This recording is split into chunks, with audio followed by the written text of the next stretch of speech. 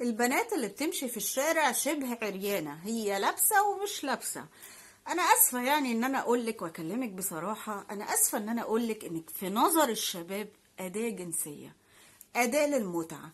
الشباب بيبصولك ان انت حاجة يتسلوا بيها، متعة، منظر حلو ابصله اتفرج عليه، بس اتجوزه لا. خلينا واقعيين وبلاش تردي عليا وتقولي لي بس هم يغضوا بصرهم، هم مأمورين بغض البصر، انا البس براحتي. حضرتك يعني طبعا في ناس كتير محترمة بس برضو في ناس ما عندهاش اخلاق ولا دين. حضرتك في ناس بتمشي في الشارع تعاكس وتتحرش بالمنتقبة، فما بالك بواحدة عريانة؟ يعني هم بيعملوا كده في الست اللي مغطية نفسها، فما بالك بواحدة اصلا مش لابسة، لابسة ومش لابسة. حضرتك اي حاجة احنا بنعملها بيبقى في من وراها ايه؟ غرض. ايه غرضك؟ اسألي نفسك ايه غرضك. انا بنزل في الشارع بنطلون متقطع من عليا والبادي هيتفرتك من على جسمي ليه؟ ايه غرضك؟ دي حاجة مش حلوة.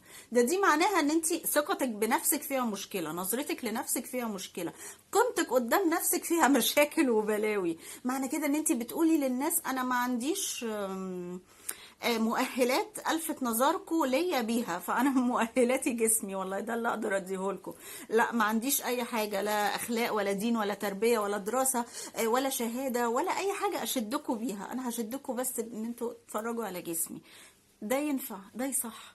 والكارثه الاكبر الرجاله فين اللي في البيت اللي بيسمحوا للبنات يخرجوا كده؟ والكارثه الاكبر والاكبر ان في امهات وهم رايحين كده بالليل، احنا النهارده حبيبتي فرح بنت خالتك، انا عايزاكي في الفرح ترقصي وتهدي الدنيا وتلبسي بقى الفستان اللي مش عارف ايه عشان نرجع بعريس.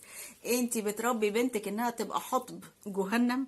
انتي بتربي بنتك انها تنحرف كده علشان ترجع بعريس؟ هي هترجع بعريس بس مش راجل، هو عريس بس مش راجل.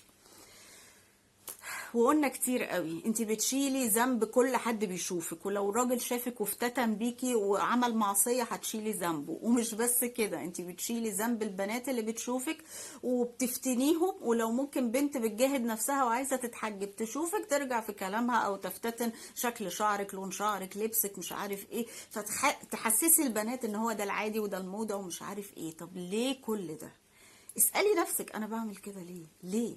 والكارثة ان هم في البيت بقى، في البيت اللي هو مع جوزها حلالها عكس كده تماما. تقعد له برعي في البيت لما شعرها ولابسه واسع ومفيش نقطه ميك اب وحاطه كل ده في الشارع للناس.